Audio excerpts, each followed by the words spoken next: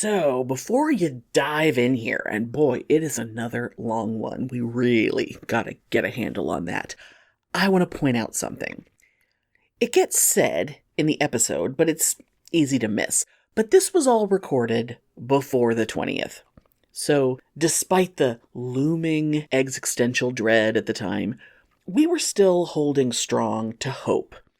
So, during the Coven meeting, which starts around the 60-minute mark, if you hear some things that hit you in a way that bothers you, I want to remind you to breathe. Part of being an adult is knowing that two things can be true at the same time, and our deeply held beliefs shouldn't change depending on which way the wind blows that day. So before you come for us, sit with your feelings for a bit. That's all. We good.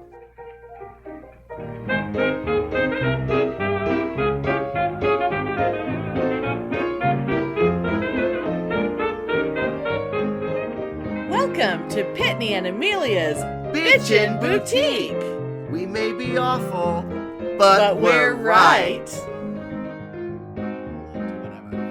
Okay. Did you get the text I sent earlier, like a little while ago before we started, that just said panties? Yes, and I was wondering. So, I get home from therapy and Philionel he's finishing up making dinner.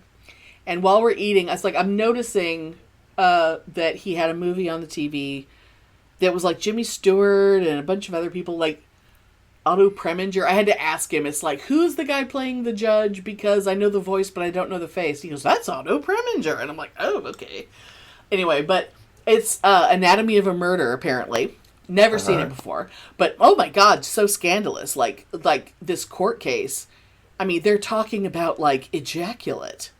And wow. did this man have a sexual release before he died? Can you tell that as a medical examiner? Blah, blah, blah.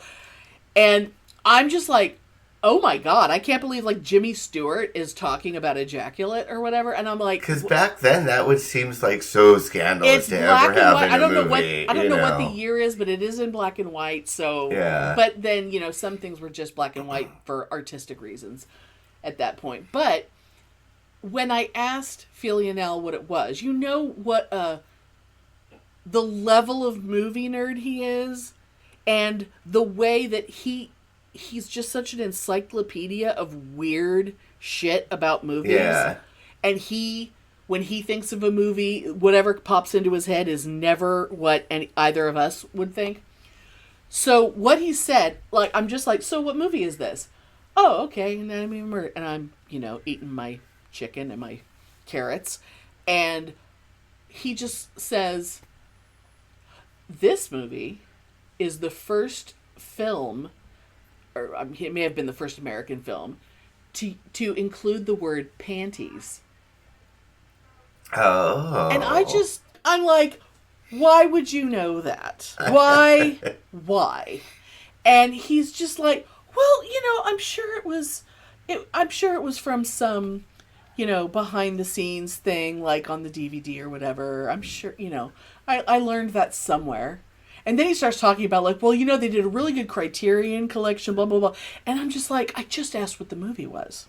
I only asked what the fucking movie was. Because I recognized people in it, but I didn't know what the hell. And I was so stunned by the discussion of sexual matters. And, I mean, Jimmy Stewart said the phrase sexual intercourse. I was like, what? And that's scandalous for that era. It's so, I'm like, okay, I'm gonna have to find a way to watch this movie at some point. Wow, I'm sure it's good. And I don't know which character says panties. I'm fascinated.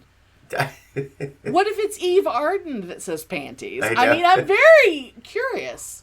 Anyway, but that was exciting.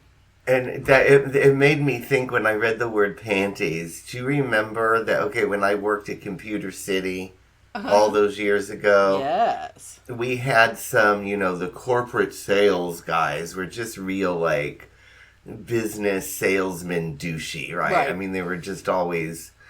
And this one, I can't remember his name, but he was like, this old fart, probably like our age, but I mean back then that was old to us, Right. In his stupid suits with his hair gel, and he had this sports car that he was way too young to drive. And he had a vanity license plate that was panties, spelled P-A-N-T-Y-E-S, panties. And everybody made fun of him. Or is it behind pant his yes? back. Yeah, I don't know. Pant yes? We all assumed that it was panties. Oh my and everybody made fun of him behind his back because of that. I mean, there's always been there's a part of me that's always wanted a vanity plate, but it's so... I don't think there's anything I could do on my vanity plate that wouldn't be stupid. Yeah, I mean, I've thought of it. I mean, I can't even remember things that I've thought of, but yeah, I'm never going to do it. I saw one that was like Sith Lord, and I thought that was fucking fabulous. Oh, that's cool. Yeah. But panties. Oh my God. But yeah, we missed, Whatever it's not, to have that on your, like, midlife crisis mobile is just not a good look. It's like having it be, I love tits or something. It's just like, what's wrong with you? Yeah, and I remember he used to talk about going to the club and how much he loved dancing to My Prerogative. I mean, I love that song, but still. But it was so funny. He thought he was the shit. He really... Oh, yeah. Oh, my God. And you God. know there was no young college girl at that club in Austin that wanted to be dancing to My Prerogative with him. Oh. But anyway, it was God. It's so funny how I don't remember his name, but I'll never forget him, He's Mr. Panties. Yes. Although, if you think about it, throughout our lives, we've probably known a lot of Mr. Panties. Oh, yeah. I mean, I had that one that, the guy that I picked up at Proteus and brought him home, and he waited until we were in the middle of the act to inform me that he wanted to wear my panties. Oh, I remember you told me about the... And I'm like... I think that's kind of a common thing, I think. I don't know. But, I gave him like thick cotton period panties. I'm like, because whatever I gave him, he was going to make it filthy and I was going to make him take it with him. So I had to give him something that I didn't need, that I was like, you can have those. Did he take them home? Yeah, because I made him. I was like, it's a souvenir. That's for you. That you just take that. Ooh, made you think maybe he still has them. I mean, they were granny panties and with like, they were just, I don't even know where those came from, but they were very specific, weird granny panties. That's funny. He probably took them home and really looked at them and was like, oh my God. Yeah. He probably like draped them over his face when he diddled things. And oh God. Good Lord. Ah! Yeah, but anyway. Oh, I'm so glad I'm not single anymore. Life back then was ridiculous. I was talking to Marie about that last night. About panties? And about being single. Being single, okay. And, we were talking about, her friend Larry and, the fabulous Steve, who are in their 70s. Right. And they're still, out there being sexually active and looking for love.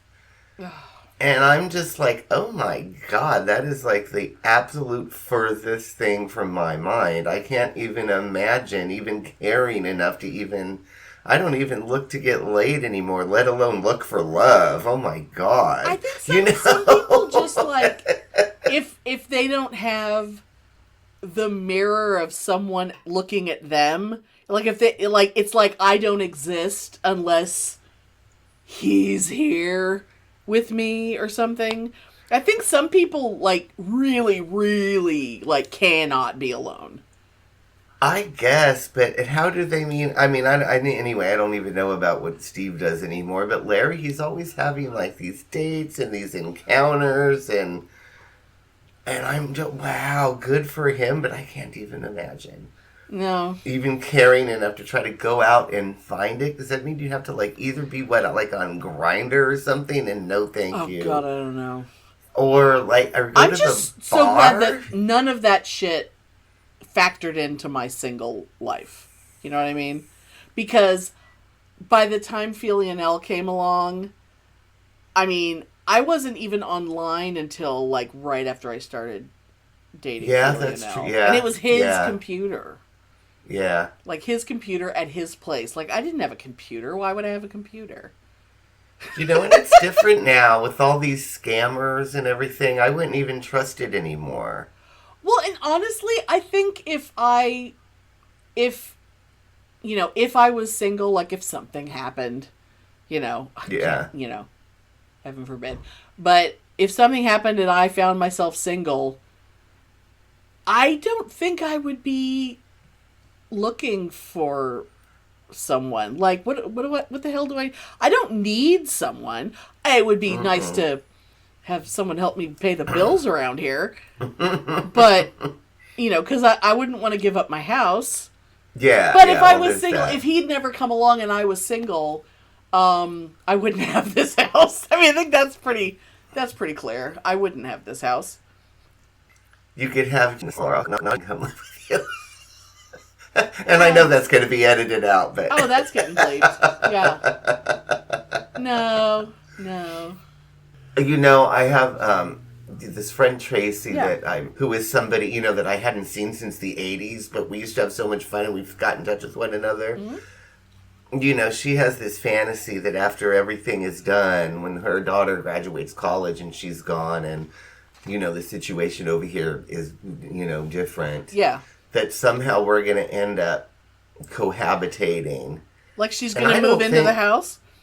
She either that or she wants me to move up to Portland, but I loved Portland. But you need to keep that house. I don't ever see myself leaving this house, and I don't even ever see myself allowing someone to move in with me. I just don't see it. Oh my God, just having that house to yourself. Oh yeah. I mean, I have had fantasies about what you could do in that house.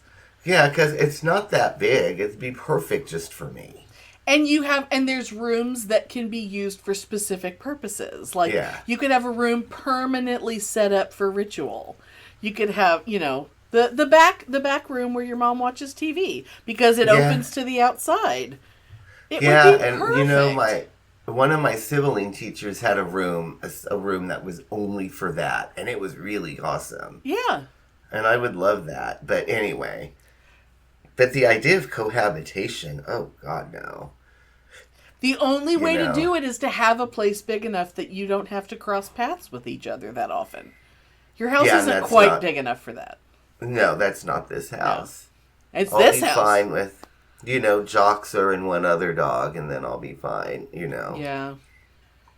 Oh my God, I keep seeing little poochies that are being rescued from the organization that I'm fostering for. Oh, yeah. And it's like someone else will have like someone had 3 little puppies all from the same litter or something that are growing up and fostering at someone's house. And I'm like, but what if I gave you a big giant dog and I could take 3 little puppies? Yeah. I would be more likely to keep 3 little baby puppies. Yeah. As long as they weren't going to be Loki-sized.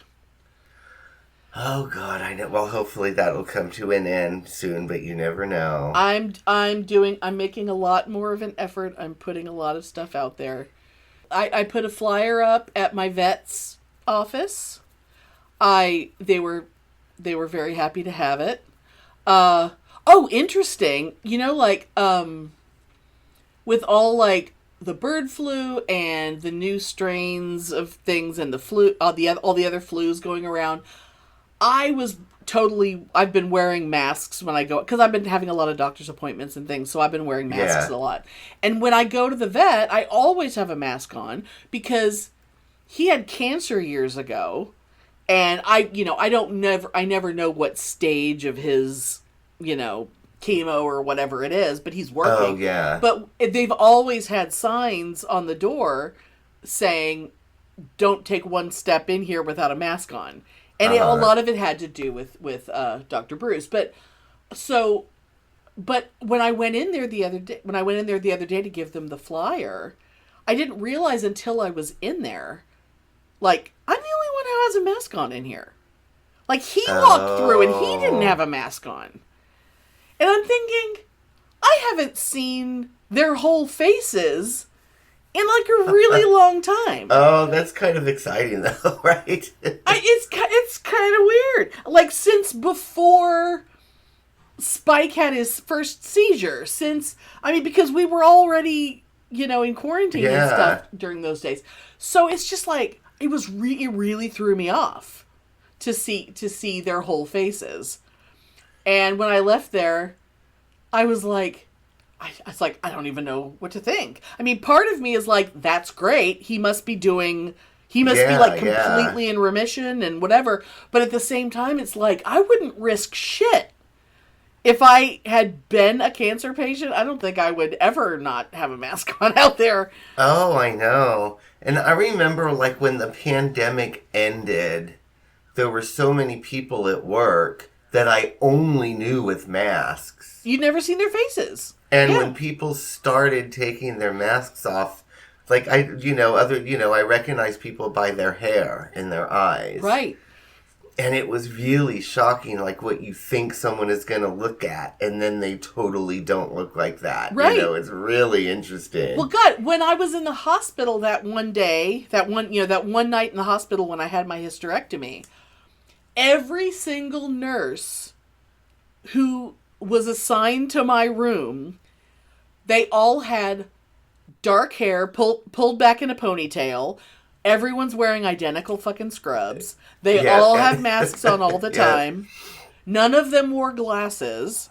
So they all were basically the same person. I had no idea. I mean, I don't know how many of them there were because they looked the fucking same to me. But through from shift after shift, and I know that from one time to the next, it wouldn't be the same person coming in. I have not a clue. I don't know who any of them were. It was very weird. But that was so very early. I mean, that was like May. That was May of 2020. Yeah. It was very early. But yeah, I remember there was this kid, Ruben. And I had such a crush on him. Because he had really pretty blue eyes and this really cute reddish hair. And there was just something the way his baggy Levi's hung off his ass. Oh, God. That was just really hot. It's like, it's not always good, but when it's good, it's so good. And oh my God, I was just like lusting so hard after this boy. Right. And he was probably, 19 years old, college student. And it's not like I knew anything was going to happen. Just eye and he candy. Was really nice. Just a little fringe benefit at work. But then it was so disappointing when I saw him with his mask off. Like it was just not good. Oh, that's who I've been having like these crazy fantasies about for like a year. Oh, God. It was like, oh my God. Isn't that funny? I mean, was he hideous or was he just not what you had in your head? It's just sort of like, kind of like bad kind of acne scars and just not. Which isn't always a deal breaker, Well, and he's young enough that he's very freshly. But it was just, it was just very disappointing. And it's like, and it made me think of Ace Frehley. Oh, God. Because I always wonder, like, how many lawsuits did Ace have for groupies suing him with PTSD, that having sex with him in makeup, and then they saw him without makeup. And then they were like, what? Oh, God. Or for that reason, Peter Criss. How many poor women had sex with fucking Peter Criss with the makeup on, and then when they saw it, they were like, oh, no. Like, Paul and Jean, you're fine, whatever. Oh, yeah, but absolutely. Ace and Peter, like, oh my God, that had to have been traumatic for lots of groupies. Oh my God. Yeah, Ace is almost indescribable. Like, it's just not. Peter's like borderline. When he was younger, I'm like, when you go back and see pictures of when he was younger, there's something there. But Ace is just so not. He looks better now as an old man than he ever did. And he doesn't look attractive, but he looks he doesn't look good. now. He doesn't look good, but he looks better. You know, I love, like, the podcasts, like, the Shout It Out Loudcast guys. Yeah. They have, like, these little catchphrases that they have at the beginning of their show, and they say this thing, you know, Ace Frehley, and then one of them goes, he's not what you would call a handsome man. And every time I hear that, no matter, I've heard it 100 times, and it still makes me giggle. Oh, God damn it. No, you would not. No, you wouldn't. Oh, my Anyway.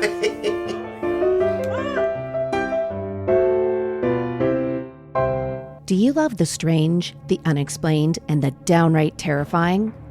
Horrifying History takes you on a chilling journey into the dark corners of the past, where history and horror collide. From haunted places and ghostly legends to unsolved mysteries and terrifyingly true stories, you will uncover the twisted facts that history books leave out. Who were the real monsters behind infamous legends? What dark secrets lie buried in the pages of history? Every episode, we reveal the eerie truths that will send shivers down your spine. Are you brave enough to face the darkness? Horrifying History, available now wherever you listen to your podcasts. But don't wait for too long. The past might just come looking for you. Listen if you dare.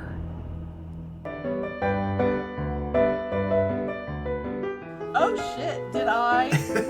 So did I tell you that I got, as a gift, I got a new tarot deck? Oh. Because my friend texted me a couple pictures of some card pulls she'd done, and she'd done, like, one card from, you know, like, four or five different decks. Uh-huh. And I was just like, I saw, what was it? Was it the, oh, it was the Sun. And I was like, what deck is that? It's like the art on the card was so fascinating. And she goes, oh, it's the Santa Muerte deck. And I'm like, there's a Santa Muerte deck? And she was like, and she sent me pictures of a couple other cards. And I'm like, I have to look into that. That is amazing. And she goes, you know what? I've been thinking that I've been wanting to send you a present. So how about I just send you one of these? And I wasn't expecting her to, like, go on Amazon and do, like, an overnight delivery and all of a sudden. I swear to God. That's so cute. I swear to God, it was like, by the time I left, was it yesterday? It may have been same day. I don't know how. But I didn't know there was, like, a delivery, and I just thought it was just something that Feely and Elle ordered or whatever. Oh, when yeah, I was because leaving to go to between my the two dad's, of y'all, you're constantly ordering from Amazon, like me. well, you know. Well, it's like we have things that we get incredibly good deals. I feel incredibly guilty about it, but, you know, sometimes there's just certain things that, because we don't live near anything, that's why. Mm-hmm. And there's just things that, like, I have to have things sent to my dad all the time, and it's like, it's just easier. Anyway, Yeah, there was a delivery on my porch, and I'm like, oh, I'll deal with that. Like, I'll deal with that when I get home. Not realizing, she sends me a text while I'm at my dad's, and she goes, oh, you should have something outside your door. And she sends me the picture that's on her app that the delivery guy took. That was your porch? That's so funny. And you're like, okay. Oh, that's exactly what I just walked past, like, an hour ago. Yeah, okay. Yeah. But, yeah, I was so excited. And this deck it's so cool. And what's weird is, like, the name on it, the artist is Fabio Listrani, and I've seen that name before. I think he's made lots of, and it's a Fabio. Yes. But it's like the descriptions are different than a lot of, you know, the other, like the deck I normally use, the little bitty tarot deck that I have. But one of the things is, like, after the basic description of the card, each one has a paragraph that's the advice of the dead. Oh, that's so cool. And it's a whole, like, wow, okay. But, like, some of the cards, I was going through the, like, each, you know, because obviously, like, you know, you have cups and pentacles and wands and swords. The cups on this, the iconography of the cup, most of the time, it's like a cup that's made out of a skull. Like, with the top off, and that's, but sometimes the cups are like full skeletons, but the tops of their heads are gone. Oh, interesting. And it's like, I haven't quite delved into that yet, but they also have heart iconography, like very very Mexican folk art kind of stuff. Yeah. And sometimes the hearts are very hidden, but it's like the open head just seems very vulnerable to me. And they're very, very cool. Pentacles. It took me a while to figure out what the common denominator of all these cards were, because there wasn't anything that was clearly pentacle or money or anything like that. Yeah. I think it's insects. Because like the Ace of Pentacles it's a skull that has like a grasshopper sitting on top of it. Okay. And then there's like another one that's like a beekeeper. And so there's bees flying all around her. And it's like, it took me a while to figure that out. Swords, oh, that's interesting. Swords actually has swords. Wands, I haven't figured out what these things are. But there's these things, they're usually red, and they're just these like things, and I don't know what they are. But I did notice that all the 10 cards, you know, 10 of each suit, each 10 is a butterfly, where the top half is a butterfly and the bottom half is bones. So it's either 10 fingers coming out, or it's ribs. Or I forget what wands was, but the sword one, the 10 was the bottom half, the top half was a butterfly and the bottom half was a death's head moth. Oh, cool. Okay. Just really absolutely beautiful. And I pulled out a couple of the major arcana because they were fascinating. Like, well, first I'll talk about strength, because strength has always been one of my go-to cards. That's know, that's a big card for me. And it's, I you know, you can't see it through this, and I don't have enough light on in here, but imagine a skeleton dressed as a Mexican wrestler, like a luchador. Yeah, okay. And he's, you know, normally it's like a woman with her arms like around a lion. It's usually a woman and a lion. Yeah. Well, this, instead of a lion, it's Quetzalcoatl. Oh. He's wrestling. Okay. The winged serpent. And his cape is like whoosh. And it's just like, oh my god. That's so cool. neat. And but my favorite one, and I'm gonna mention this one to you so that I can tell you all the things that I'm seeing on this card, and you can explain to me why you think they're there. So, for kind of obvious reasons, although it wasn't as obvious to me at first, the death card is Santa Muerte, which makes sense. Okay. The layout of the card makes her kind of look like the Virgin Mary. Okay. Only she's very pregnant. She's a skeleton with like the blue robes, but then the red, and she has all like the gold. Yeah. Okay. She's very pregnant, and she's looking down at a cradle. Oh. Okay. And I think, I thought that was a crescent moon she's standing on. No, that's a scythe. And okay. And she has a from one of her arms she has like a chain dangling, and it has an hourglass on it. It's fucking amazing. Yeah. It is beautiful. I want this card blown up big. But oh my god. That's super cool. It's my first time really having a deck that's not at least semi-traditional in the art. Because my Biddy Tarot is very simplistic, minimalistic pictures, but they do still show what the Rider-Waite Tarot shows. Yeah. So they're still reminiscent of those. But this is my first time to have a card that it's just like, wait, what card is this? Like, I have to get used to the art. It's interesting, and I like reading with, like, non-traditional decks like that. Yeah.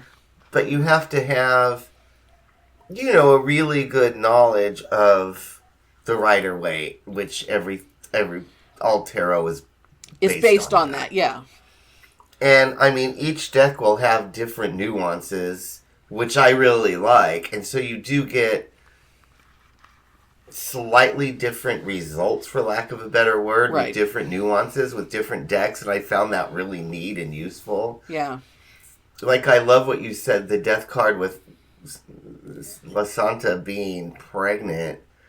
As a death card. Yeah, I think that's really cool because death and birth is it's always the death of something, the beginning of something else, and that people see the death card and they're like, oh no, like in movies, oh my god, I'm gonna die, or oh my god, my Aunt Bertha's gonna die, or whatever, and it's very seldom. It never means that. death. It never means death.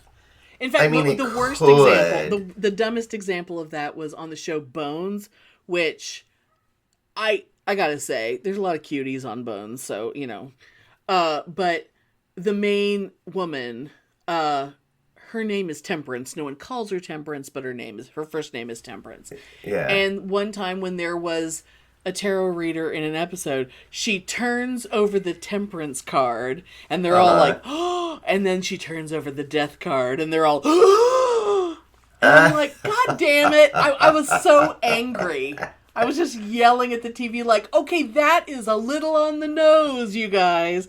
It's up to the tarot reader to go, no, that's not what this means. But even the tarot reader is like looks at Temperance like, oh, Well, of course, because that's, and I hate when people they freak out when they see the devil card, and it's like, it has nothing to do with Satan. Of course not. It just has nothing to do with, It's about bondage. The Christian God that is called Satan. It's about imaginary bondage. That's all. I got my friend Cole, I got a little package. I guess it was for Christmas, but I think it was just more of a gifty gift than Christmas, right? Because I don't do Christmas with my friends, Yeah, not really. Well, I get stuff from you, which is, I always appreciate. Yeah. It's really not, but I don't do Christmas with my friends. But that's me doing Christmas. That's not you doing but Christmas. Because I can't afford it, and y'all know that, so you'll get shit for your birthday. Right. I mean? But, so anyway, I got a gifty gift from her, and I kind of knew something was coming. I was expecting it to be like one new deck. She sent me, I think, 5. Oh my God. And what had happened, I guess, speaking of death, I think somebody had died. Like somebody's husband or wife or partner or something had died. And, she knows a lot of people in the pagan community in Texas, right? So right. That's how I've gotten some of my robes. She's gifted me robes that she got when a friend's husband died, so I got his robes. Oh, wow. Okay. And now I have five decks from somebody who's passed away, their tarot collection. Interesting. Have you played with any of them yet? Yeah, I don't know why I say play, but I got 3 tarot decks and 2 oracle decks. From her. Interesting.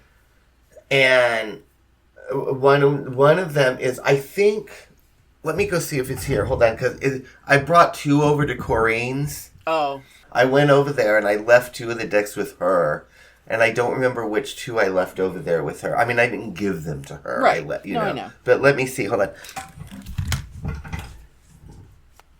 Oh, no. The one I wanted to tell you about is over there. But anyway, this one, I don't remember the name of it. But the way when I was talking to Cole about it, she's like, well, what did you think of those decks? And this one, I said, if Carole King was a tarot deck, it would be this. Really? It was very hippie because chick? it's very 70s, like, kitchen art. Ooh. Or 70s, it's just like very 70s art. It has like... Did it have the Carol coffee pot in it? It might, actually. But it's just very much like that. It like if a tarot deck was like those mushroom canisters that everybody had in their kitchen in 1973. Wow. Or is it like the 70s colors, like meadow gold and avocado green? Yes, it's all those colors mixed. It's all those 70s colors with, red and yellow and harvest gold and avocado green and brown. And, it's like looking at like the Partridge Family logo, but it's a tarot deck. Oh my God. You know exactly what I'm talking about, the aesthetic, totally right? Picture it. Oh my God. It's really, really interesting. Yeah, it's super cool. I love that. And I got, and she sent me the Cyberpunk deck. Interesting. Which is very interesting. And that's not an aesthetic that, let's put it this way, I like it in the way that I like science fiction art, like at a convention. Right, like the origins of it. As I opposed love to it, but people. I would never read with it. Because it doesn't speak to me on that level. Yeah. But I love it. But I could see people being really into cyberpunk, and that is, there's people that live cyberpunk as like a lifestyle. Sure.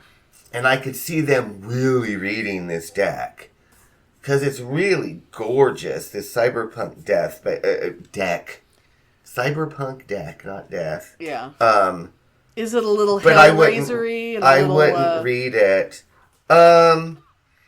No, it's very... I think the art is like... It all has people that I think are photographs.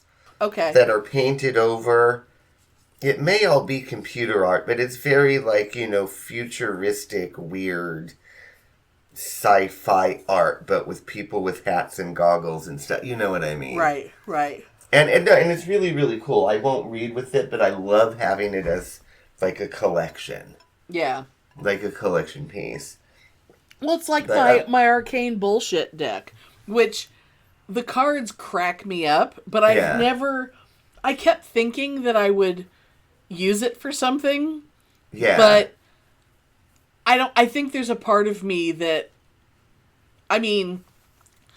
we've talked about, when we did the tarot episode a long time ago, we talked about how we view how what the cards are doing and how that kind of stuff, and that my feeling is that the card that turns over is going to take my brain on a path and make me think about something in the direction that it's saying. Not that it knows. It's just that the chance of whichever one I do pull over, whereas whichever card I do flip over, whereas you think your feeling is that there's something guiding what cards do come out. Yeah, absolutely. And even though I know that you'll have a deck that there's like the other day when I was doing a reading for myself, and I told you that I had to look up every single card because it was like these are cards that I've never even seen. Like, I'm sure when I initially flipped through the deck I glanced at them, but they've never ever come up.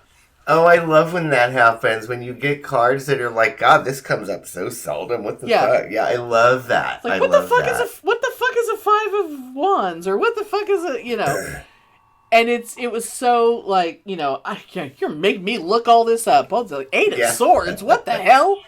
Hey, but that's how you learn. Exactly. And I don't do it often enough that I have, like, everything memorized. But it was really weird that I'm seeing a card that doesn't make me have, like, a feeling. Like, I intuitively know something about it. I'm just looking at it going, I gotta look that up. Because I'm just like, what's she looking at? Because my Biddy deck doesn't give you a lot of clues. It's is your little one, it's Rider Waite, right? It's based. It's very, very based on the Rider Waite. It's just that it's all. They use the same illustrations. They just pare them down to the most basic, minimalist aspects of it, and it's like a 3-color. It's like purple and gold and white. There's no other colors. Okay, I can picture it now. Yeah. Okay. Like the people, like their faces have no. Everybody's face is always in profile, so you can see their nose. It's so interesting. I as weird as this is, I don't even have a Rider-Waite anymore. I really need to get one because that's what I learned on. Yeah. And that's sort of like the beginning of all things. You know, Well, I really need to get one again. Maybe I could sit. Because Yeah. But you will buy decks for yourself. You don't. Oh God, yes. Yeah, because yes. the friend who sent me this when we were talking about that whole idea of that there are people who believe very strongly that a deck that is given to you by someone else works differently than a deck you buy yourself or whatever. And it's like, I think if you pick it, that's... Yeah, and that belief, I mean, it's nice, but that's a little too woo even for me, you know? Well, it's like, it's someone else. It's kind of like if you're making... I'm just going to use the mixtape concept, that if I'm making a mixtape for someone, it's not necessarily songs I listen to all the time. It's me trying to impress them. Yeah, with exactly. The songs that I pick, and I'm going to throw like weird esoteric, like, oh wow, she likes Tom Waits, or and it's going to be like weird, weird shit, whereas that's not music I listen to every day.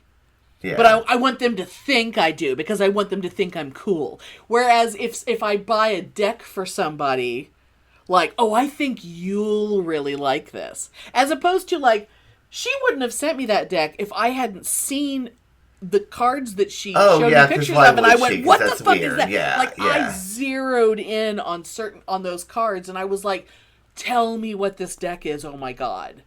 She wouldn't have just randomly decided to send that. Yeah, that's cool, because I would never, like, send you the Skyrim tarot deck, because you'd be like, oh, what the fuck? You know what I mean? But, like, even though I wouldn't recognize it as a Skyrim deck, if I saw it somewhere and I went, oh my god, these are beautiful. Yeah. I might have, but because there's been times when I'm looking, I hear about something online and I go look at it and I'm, like, obsessed with it. But I don't, like, I bought my moon deck that it's sitting over there in its beautiful little box. But, see, I love Oracle cards. I love them. The moon deck is it's less oracle-y and it's more affirmation. It's like, and I like that. I like that idea too. It just serves a different purpose. But it gives you like an affirmation, and it gives you a suggestion of something to do. And I have, nice. Oh my god, I must have 10 Oracle decks. 4 of which are by Colette Baron Reid. Yeah, one of those is the and one, I the have one you all gave of the me, the map it's one. the map. Yeah. Do you like that deck? If I remember right, you did not like the book, but you liked the deck? I like the deck better than the book, yeah. The book, okay. Well, I just I haven't taken that deck out in a while because I'm not doing readings as regularly as I used to. Yeah. But and when I just feel like I just need to do a quick pull, I grab my little bitty deck. Oh yeah, because you're familiar with them. Yeah. But I've used those Colette decks so much, and it's a total different experience using an Oracle deck that resonates with you than it is a Tarot deck. Yeah. Oh yeah. It's a totally different experience, a totally different feel. It's like a Tarot deck is advice to me, whereas like an Oracle deck is like a journey of self-exploration. You know what I mean? Which is totally... I mean, there's a little bit of that in the Tarot, but it's different. Like, the Tarot is what I go to for real-life advice and to process how am I handling this situation, like, emotionally and blah, blah, blah, blah, blah. Right. Whereas, like, an Oracle deck is more, like, esoteric. Like, what do I need to journal about to understand myself better? Or what you know what I mean? There's a subtle difference there, at least with me.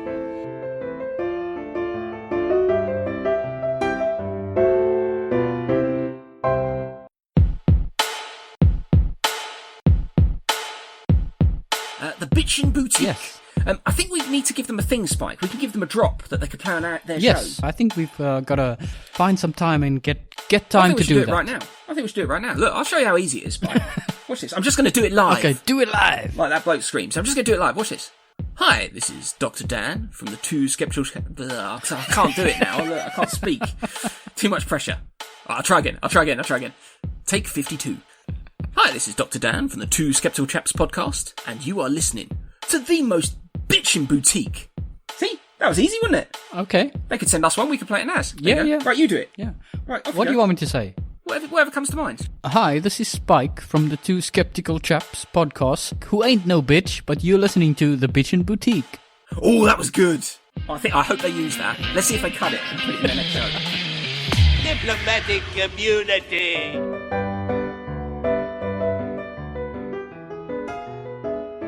And remember that first deck I had, the one that was just called the Answer deck. It's weird because when I first was looking into getting a tarot deck and stuff, I actually saw references online of people who had the Answer deck, and I think that deck, the one that had the red box and it was all just black and white, really stark black and white pictures, and that was the only one I had, and that was something that I don't even remember. It could have been in my stocking one Christmas for all I know. Because I'm pretty sure it came from like the little gift area in Barnes & Noble or something. Oh, okay. It was one of those things. A little stocking stuffer thing. But Maybe I remember... it was from your dad, because you know, like you like. Oh my God. Oh, someday I'll tell that story again. But well, we've told it, but it's been years ago. I know. You know. Oh my God. It doesn't matter. It is quite something. But the Answer deck was, it like when I was in my horrible depression and I needed, something to explain, I wanted something to explain to me to help my brain work through all this stuff that I just couldn't understand, because the missing factor, there was my mother dying and realizing that my family sucked. The remaining family, I had nothing, because without her, the rest of the family didn't matter. And the fact that the shithead decided to tell me I was horrible and get freaked out over the word pants or whatever, whatever it was, and wrote me this big long screed that I read 10,000 times trying to understand it. But if the key to it, I got a year later, which was that he didn't consider me his friend. Yeah. And it's like, oh, well, that little bit of knowledge made everything else make sense. But that deck, it's like, it couldn't give me anything that wasn't already in my brain. Yeah. And there's a card in there called the Stranger. And the Stranger would come up it would always it got me calling the version of him that wrote that letter. It got me calling him the Stranger. Interesting. Because the Stranger was that I thought it was him being drunk and pissed off and being unreasonable. And I didn't think... But it was actually all But it was of him. honestly him. It was honestly, truly him. That's interesting, and the cards were like somehow trying to tell you. Yeah. But I couldn't see it because it wasn't in my head. But the Stranger was always there. And my brain was trying to make it nice. And so when I would see the Stranger, I would think, the Stranger, it's not really him, it's this other thing. Like it wasn't him, it was somebody else. Yeah, and that's one of the dangers of reading for yourself. Yeah. You're always subconsciously going to try to make it nicer, no matter how open you are to whatever it is. Yeah.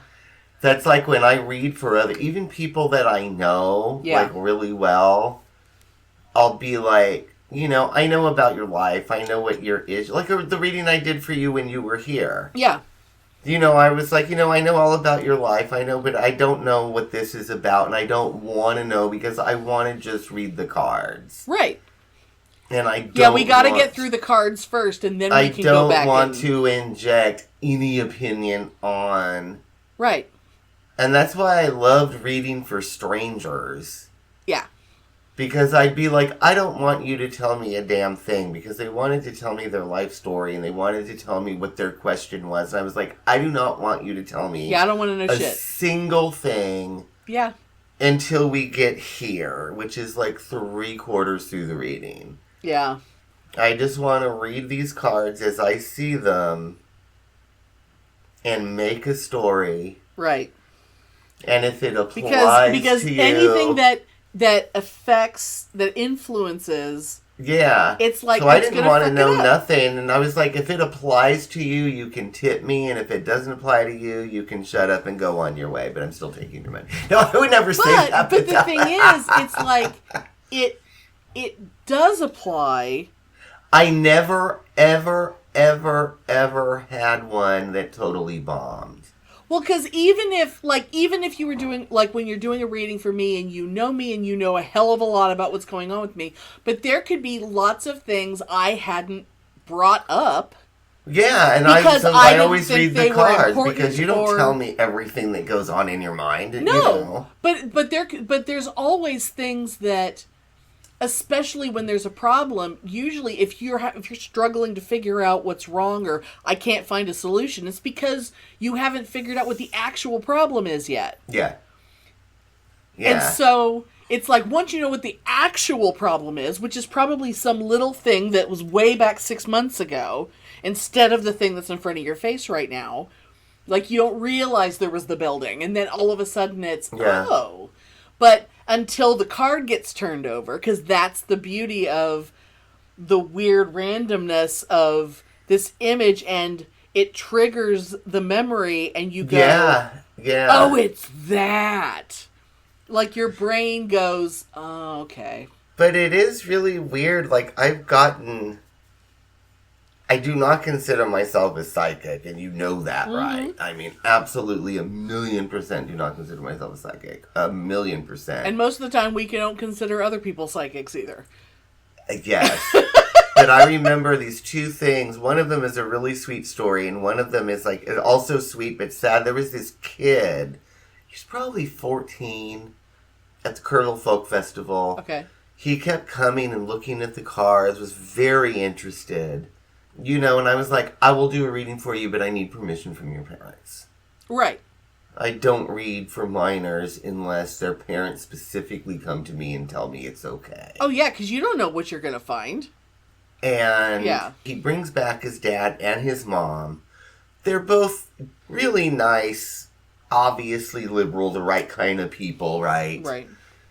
And they were like, okay, my son is so interested in this, and he keeps coming over, and blah, blah, blah, and this was the dad, right? Yeah. He's like, I don't know anything about this, just explain it to me. And I showed him the 3 decks I had, and I said I'd let people look at these decks, what the imagery, whichever kind of resonates with them they like, I let them choose. I said, there's nothing demonic, there's no spells, there's no spirits, it's just every card has a meaning, and I put the traditional meanings of the cards together and make a story, and hopefully it resonates and helps the person think through a situation or gives them some insight, right? Whatever. And he was like, okay, and he talked with me, I mean, not a long time, maybe 5 minutes, and the dad was like, okay, my son really wants it, you're a cool person, I feel good about, whatever. Yeah. And I had no clue about this when the kid came in. It was going to make me cry. Because it was very, very evident because the kid started crying. Oh, God. It was very evident. He was gay. He was bullied at school. He hated school. He was going from junior high to high school. He was scared as fuck to go to a new school, but also wanted to get the fuck out of where he was. He was afraid to tell his parents. Oh, man. And I didn't say, well, you're gay and you need to tell your parents. Right. But I did, toward the end of it, I did say, you're bullied a lot, aren't you? And he started crying, and I was like, I didn't say, I was like, I know. Yeah. I understand. There. Yeah. I know. But I was like, look at this card. Look at this card. This is your mother. Look at this card. This is your dad. Look at all these cards around you. They love you. They support you. Yeah. Because it was all this stuff around the family that was so loving and so positive. Right. And they obviously must have sensed something was going was on because all those let him... cards around it. Yeah, but before that, it was all this ugliness. Yeah. And it was really interesting. And I was like, you're going into a time where it's not going to be easy. You're still going to have to deal with the same shit.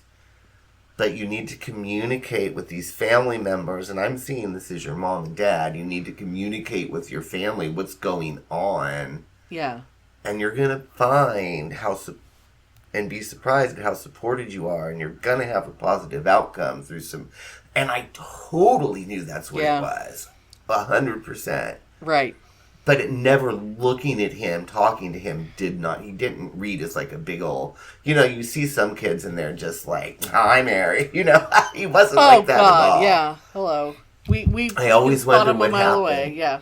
I always wonder what happened, but the kid was crying and the dad was respectful and was outside the booth. I used to have waiting chairs outside. Oh, yeah. He was very respectful and he was watching, but he wasn't listening. Yeah. And it was really cool. I always wonder what happened with them. Oh, yeah. And then the other one, I had this woman. Her husband was an asshole. He was obviously cheating on her. And this is all that I got from not even talking to these people. Right. He was an asshole. She was in a bad marriage. He controlled all the money. He was cheating on her. She was terrified of getting divorced because she thought she couldn't make it on her own. Blah, blah, blah, blah, blah. Yep. Anyway, a year later, she comes up to me. Just sees me randomly at the festival. Yeah. Do you remember me? And I'm like, not really. And she's like, you gave me a reading last year, and I just want you to know that you gave me the courage to leave my husband. Holy shit! And she was like, it's the best decision I ever made, and I would have never made that decision without your card reading. You gave me the courage to leave him. Wow! Yeah. Oh my god. Isn't that fabulous? And it's all because of tarot cards. Mm-hmm. Wow. Yeah. Oh my god. So when you were doing the reading for her, she didn't say anything because you never ask. So no, you didn't know until you saw her a year later or whatever when she came back. I mean, I knew. I knew from the cards. Right. I would, and I bet you can't say, well, you're in a bad marriage and he's an asshole and he's cheating on you, but it's sort of like, there's a lot of concern about money and it's seeming like your money is being controlled by this outside force that is very controlling. And you have a feeling things are going on and you need to trust your instinct. Yeah, and you could say, it could be a father, it could be a husband. Yes. Yeah. Because I'm not one of these psychics that are going to be like, oh, your husband's cheating on you, which I was totally right, and that's what it was. Right. But I don't feel comfortable saying that. Right. Because what if I'm wrong? Exactly. And then the husband comes after you. But it was totally, I totally knew. Oh my god. And I was like, you need to get away from this person. He's really, really bad. I remember telling that to her. I was like, I don't normally give advice, but you need to get away from this person. It's really bad for you. Yeah. You'll be fine afterwards. You're going to go through a period of depression, but you're going to find the strength that you didn't know you have. Yep. But I do remember this. I remember, you need to have legal help. It's complicated enough that you need... Because I remember it was the Hierophant and Justice. Oh! Oh, wow. If I remember right, it was the Hierophant and Justice over an upside down money card. So I was like, you have to have legal help. Yeah. And I guess the outcome was good for her, but she was, but I gave her the courage to leave her asshole, cheating, drunken husband. And it's all because of the cards. Ah. Tarot wins. And I love it, the kid was different, but I'm not going to lie. I love it when, I do a reading for somebody and they make them cry. Well, it's God, I must be onto something, but... Not in a bad way. Right. Not in a bad way, but there's sort of a rush of that when I make them cry. Oh, my God. Isn't that terrible? Oh, my God. But I have one more thing to say. This is just kind of funny because I don't want to go on and on about tarot. You know what I mean? Well, I don't want to be boring. We're over an hour, but okay. Yeah, but we haven't done our good yet. Yeah, one story that's really funny. My beloved Mythic deck, the one that I use for 90% of all my work. Yeah. And not just the deck that I use, but the very physical deck I use. I've actually had this deck since 1987. Yeah. And I've used it for countless readings that I've charged money for. The irony of it is, I shoplifted that. Of course you did. Isn't that funny? Of course you did. I was a teenager. What? I was You 19. didn't have no damn money back then. I was 19. I would never shoplift anything now, let alone a tarot deck. Because, oh God, you'd be scared that the But deck it's would come kind of back funny and bite you on that the I fucking shoplifted it. See? I think I've been forgiven. I think that deck has done a lot of good for myself and people, and I think I've been forgiven. I think so too. And if Walden Books wants a check for $15, I'll send it. Just send me an email. Does Walden Books... Oh my God, did you cause the downfall of Walden Books? I don't think they exist. No, they don't exist anymore. Oh my God. See, you steal a tarot deck, I steal a porno book from the Goodwill. Yep, there you go. The year of personal power. Attention, bitches and witches. Please take your places in the circle. Gather son and gather daughter. Gather earth, air, fire, water. Raise up energy en masse so we can kick some MAGA ass. The intention of this installment of the Year of Personal Power is for all of you to recognize your own personal power and how to see how that can be used to best serve your communities. So after reflecting on this, I would like to ask you all to speak an affirmation to yourself as often as you can in the upcoming weeks. I resolve to act on my personal convictions. There is strength and power in affirming yourself. Give it a try. Get inspired.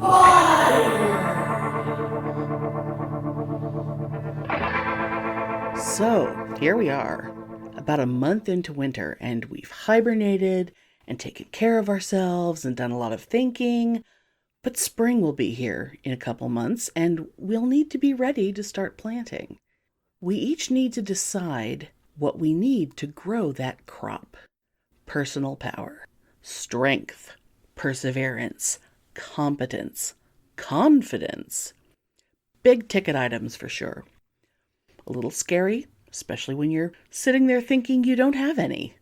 But I have faith in you, and in all of us. Lots of great minds have written articles about this stuff, usually related to being great at business. Powers of observation and insight, persuasion and positivity, all good things to have. But before you dive into that grown-up stuff, starting with, what you'll find on the blog, I want you to get out your journal and write down things that you were good at when you were a kid. Dreams you had for your future that were based on the things you loved to do, where you saw your potential. Subjects where you excelled at school, hobbies. Think back on you at different stages, from as far back as you can remember to when you finished school. Even the things you gave up on, or maybe especially those things. Because when we were kids, there was a world inside of us that was magical, where we could do anything. Me personally, I was going to be Julie Andrews, and a magician, and a clown, and I wanted a spaceship to take me away. Clearly, I was nuts. But once you have a bunch of stuff written down, look at each one, and next to it, write what characteristics each one has, what skills it takes to do it well, And the people who do those things, what powers do they have? Look, I'm no expert, but I have a pretty good feeling that the reason why we think we don't have powers is because we've repressed them. Grown-ups and bullies convinced us they were dumb. And we were afraid of being laughed at or not good enough. But we're the grown-ups now, and we can eat birthday cake for breakfast if we want to, 'cause you're not my mom. Anyway, you've got this. You were a cool kid, and you're an even cooler adult. And I know cool 'cause I have a podcast. Take action. So, I am very torn about my choices for this installment of Take Action. I had a very nice thing written about how Mother Earth is either A, sick and suffering, B, really pissed off, or, and most likely C, both. It was on my mind to talk about all the wars, the multitude of natural disasters that are happening all across the world, and all the organizations we can look into to combat this. But my attention has been diverted by problems here in the U.S., or I should say one central problem that is coming to its diseased ugly head right now.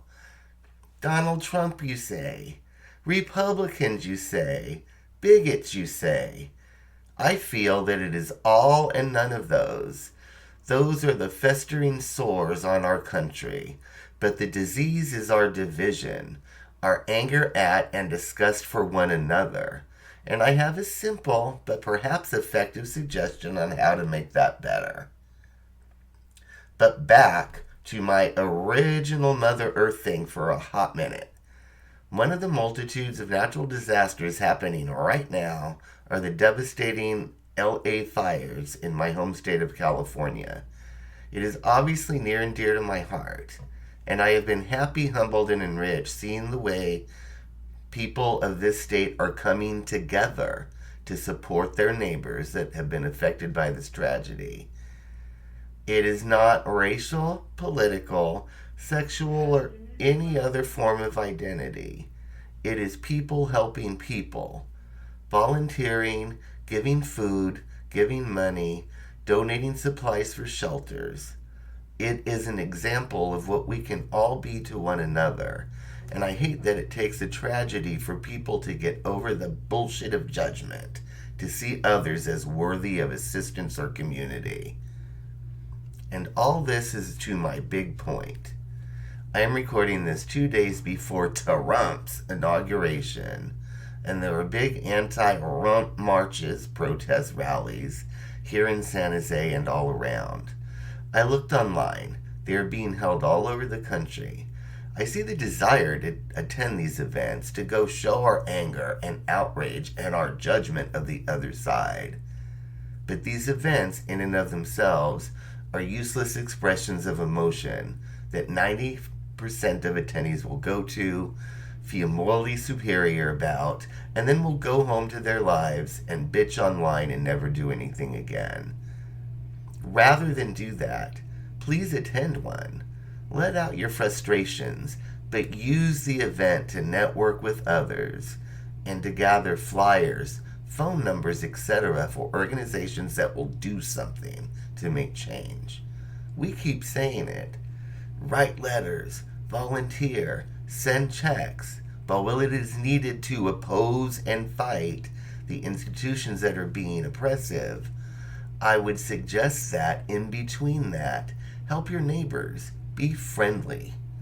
How nice to help someone in need and know that they are a rabid asshole. It may soften them up a little at a time, that the crazy libtard Dems aren't all that bad. One person at a time, over time, can change hearts, and that will change votes. And wouldn't it be nice to not have to go to marches? To find a march of protest near you, you can look at the We Will Not Go Back official site. You know, the big one that is holding the Women's March in D.C. They have a section where you can put in your zip code and find local events. They are happening all over the United States. We will have a link directly to the map in the show notes. And if it is in your heart to help out with the fires here in Cali, please check out the links provided to learn about charities for that as well. Be fabulous, be nice, and I will see you next episode. Touch grass. Damn, it's really cold out there. You know what would warm us all up? A nice shot of fire cider. People have been brewing up different kinds of vinegars and tonics for thousands of years, and they do wonders for your health. Fire cider is good for your gut, helps with inflammation and congestion, and even makes your house smell good. Now, I don't have time here to give you recipes, but there will be tons of links in the blog, including to a recent episode of Witches Talking Tarot, where they shared their thoughts on fire cider. So let's talk about how citrus, which can be a big part of a yummy batch of fire cider, has always been a big part of winter. It's hard to imagine a Christmas stocking without an orange or a tangerine in the toe, right? A lovely round bit of sweetness and vitamin C is a special treat in cold months, but symbolically, oranges have been representing the sun in both the winter and summer solstices for ages. You also see them on Chinese and Vietnamese altars around the New Year as offerings to represent enlightenment and good fortune. And citrus fruits have properties that make them an obvious choice to represent cleansing and purification. Remember in the 90s when the mundane world suddenly acted like they had just learned that using orange oil makes everything clean and environmentally safe? You know, just the other day, I had an orange rind left over from a recipe, and I tossed it into the pot of water that I had simmering on the stove to humidify my house. The subtle scent of the oils from the rind felt so comforting and healing. And then, after they'd been cooked for a while, I fished them out and ran them through the disposal in my sink after a load of dishes to clean it out. There is so much goodness in the whole orange and other citrus fruits. The difference between the juice and the grated zest in cooking is fantastic. And if you treat your rind gently after juicing, there's so many things you can do with that rind. You can even use it to make little candles and natural smellums that will lift your mood and calm your soul. And I'll close this out by saying, in the general topic of oranges, fuck Anita Bryant.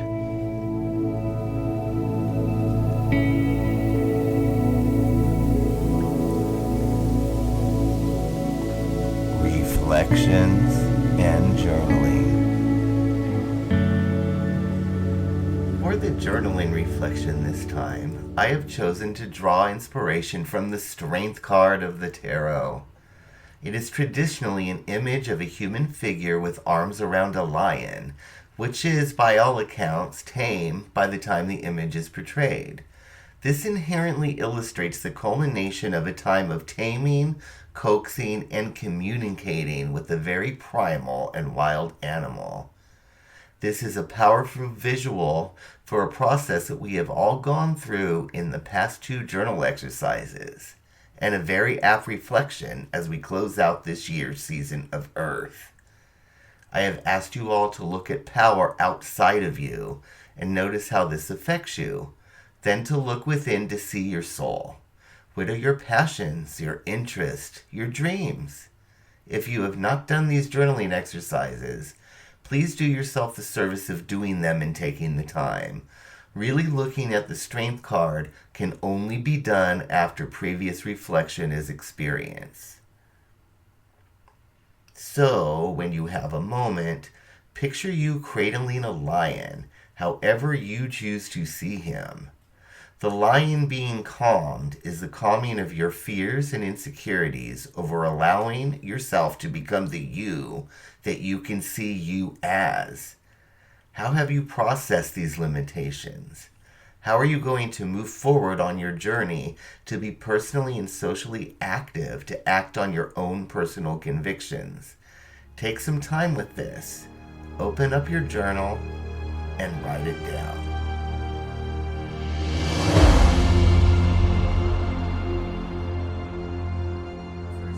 You went first last time, so I'm gonna Oh, okay, yeah. I'm gonna okay. do my good first. So, me doing good, I'm gonna say, God, did I talk about something I did for my dad last time? Well, the thing is that we've been having, it's winter, so we've been having crazy weather, and of course, Texas doesn't have winter that's continuous. It's like one day it's fucking freezing, the next day it's 70 degrees. But last week I had to put my dad on winter weather protocol. I had to come up with a whole thing all by myself because my sisters weren't around, and I had to make a whole protocol where my dad isn't allowed to open his garage door until he has asked Alexa what the weather is, what the temperature is. Yes. Because a couple Christmases ago, my dad is in the habit of getting up in the morning, opening the garage door and leaving it open all day until he's ready to go to bed. Well, when the temperature goes down below freezing and your water heater is in the garage, that makes things happen like Christmas Eve. There's no water in the house. And when the temperature goes up outside, I mean, the house still has no water, but when the temperature rises outside on Christmas Eve, all of a sudden there's water spewing all over the place because there's burst pipes. And I got to spend all day Christmas Eve dealing with plumbers and freezing to death, being outside with spewing water everywhere and trying to help find leaks. And I have things. a funny memory of you with the hairdryer with the pipes. I don't have any memory of that. Yeah, we did. I did string up tarps and have little tiny, like the kind of like space heater that you'd put under your desk at work to keep your legs warm. Okay. I had like a heater that used to be in your bedroom here at my house. Yeah, One of those little heaters that sat on the I think I was probably suggested or fantasizing about you with the hair. Well, because the hair dryer is the Gertrude hair dryer. Yes. Anyway. But that yes. so that worked so well that because next week it's going to be cold as fuck for like a whole week, and there's going to be like one day where I don't think it's going to get above freezing, and of course there's like 51% chance of precipitation the night before that, so it's going to be horrible, and I might not be able to get to my dad's house next week one day because it's falling on my day. Anyway, I don't want to go too long with that. So that was that one. Nice thing someone did for me is that today when I was in therapy, I actually read the sermon that is in this episode, what I call the sermon. Yeah. In the Coven meeting for this episode, I read it to my therapist, and she praised me profusely. She said it was great, and that felt really good. Yay. And then the other great thing that I'm going to say is steroid injections in my hands. I went to a hand surgeon yesterday because I can't feel my fingers. I haven't been feeling my fingers in months. It's really hard to do anything when you have to look at your fingers to know what they're doing. I got needles. I'm like holding my hand up to the camera so they can see. I got needles shoved into my hand right there, squirting steroids in there. Now, it didn't feel better at all yesterday. They told me it could take a couple of days. Yeah. But I realized, even though my hands still feel shitty, they're not feeling like they're on fire. Good. Like when I wake up, like it used to wake me up in the middle of the night. Like imagine the feeling of someone set your hand on fire. Like they smeared you with flammable yeah. gel and lit it ablaze, and you wake up with your hand on fire. That was happening to me almost every night. And it doesn't go away. It's like it'll eventually stop on its own, but there's nothing I can do to make it stop. Yeah. Last night, my hands were not on fire, not even once. So Good, fabulous. So this is probably not going to take care of the whole thing, but it's step 1 in a process, and I might actually have fully functioning hands again at some point in the next few months. So Yay. That is a good thing. That is a very good thing. It's a good thing. Yes, says Martha well, and Stewart. being fully functional is always good. Yes. It's important to be fully functional. So you.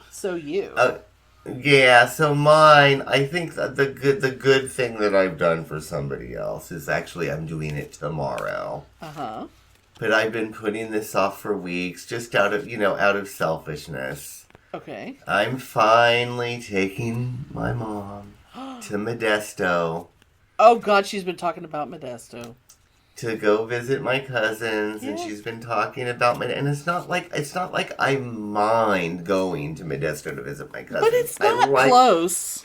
I like my cousins, but it's far. I like your cousin, too. And You know which cousin I like. yeah, because my one cousin Rita is going through chemo right now. Ugh. It's not like the old days where we would go over there and we would barbecue and go in the pool and I could bring the dog. Right. It's like we go over there, we pick them up, we go to lunch, Yeah. we spend 2 hours, and then we drive home. all the way back. Yep. And I can't take the dog with me when we do that because, one, there's holes in the fence and Joxer's not going to know where he is and he's going to get out.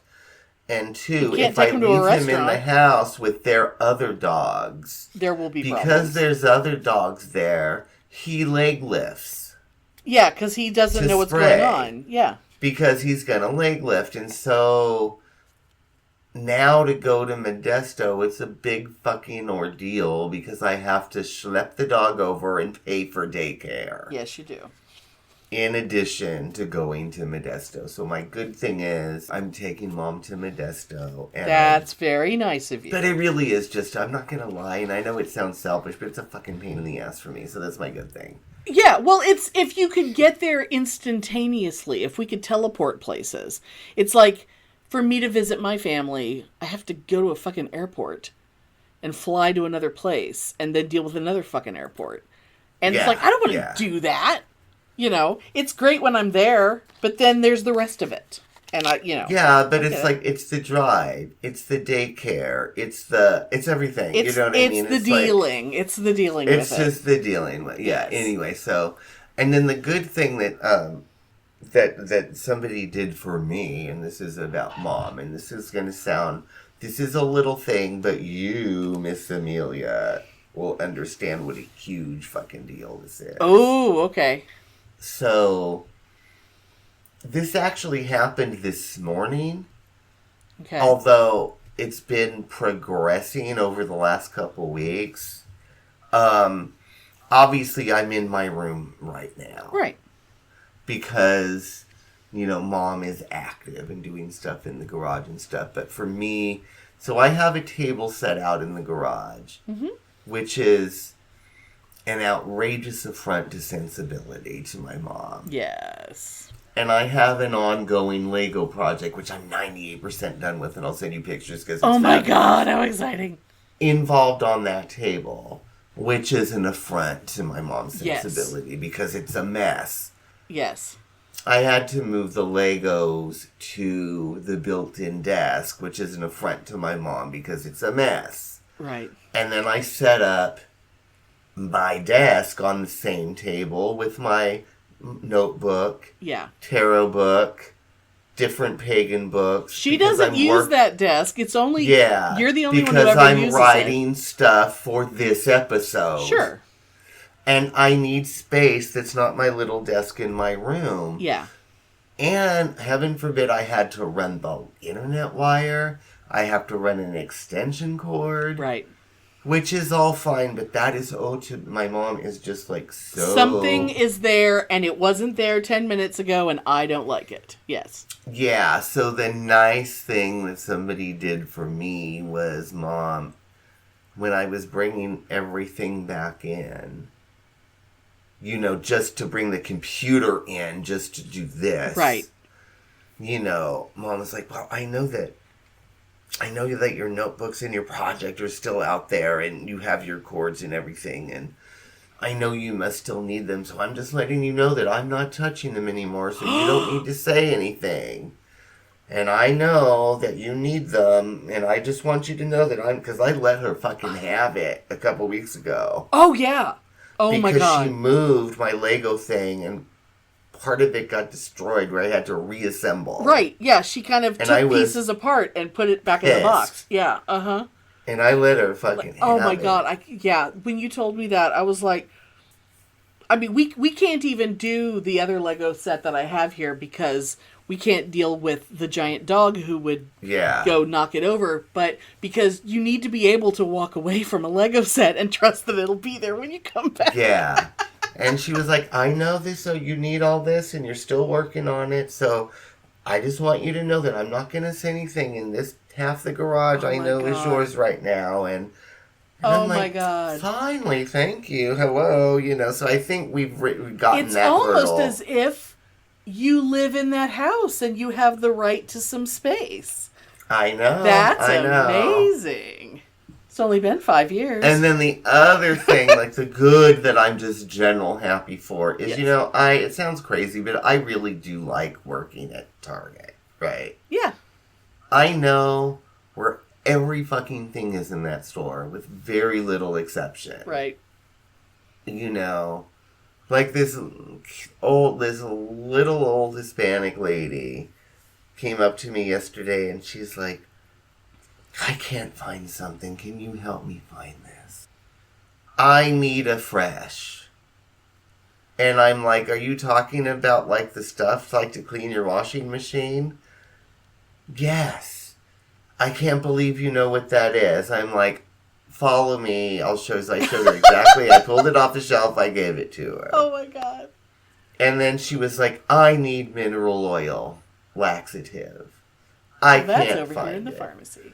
So I took her, I showed her exactly what it is, took it off and handed it to her. Is it with the laxatives or is it with the things like hydrogen peroxide and... Yeah, no, it's with the laxatives on the bottom shelf. Because when I visualize it, it looks like the kind of thing that would be sitting next to the rubbing alcohol. Yeah, it's A2641.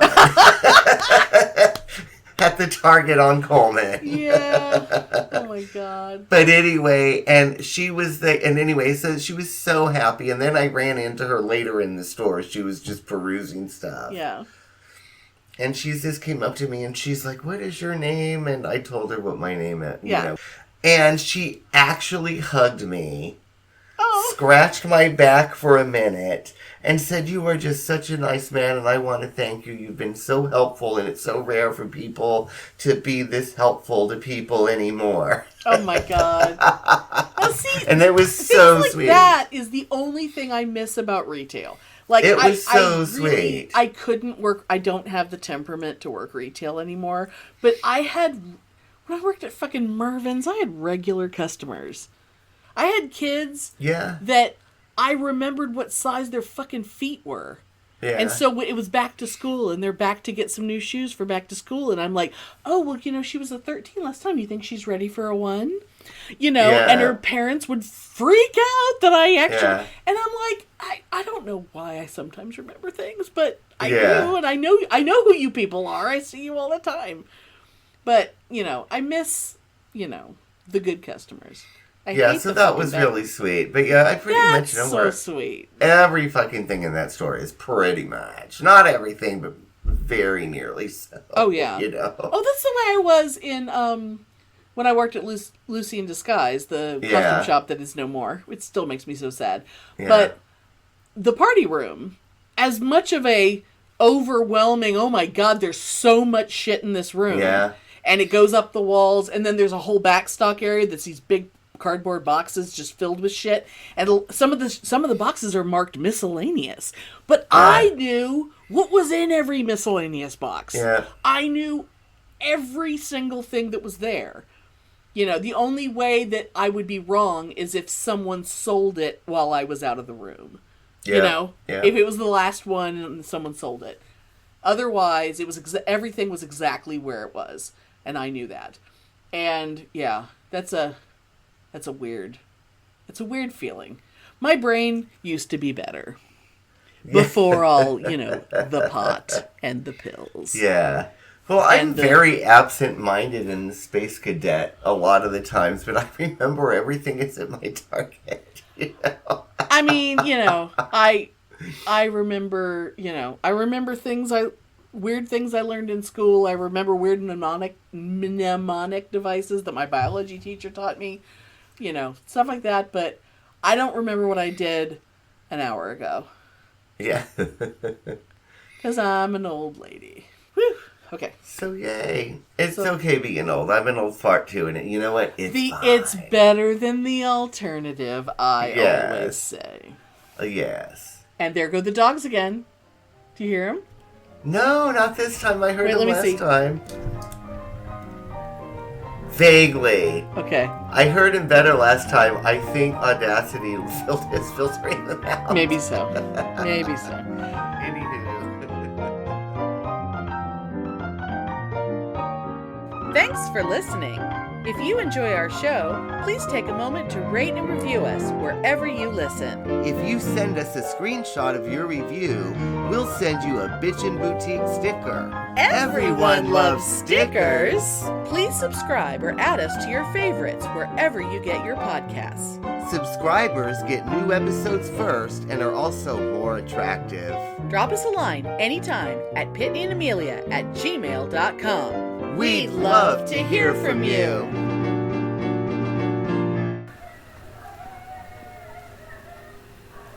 Oh my god, every dog, there must be a siren coming because every dog in my neighborhood is barking.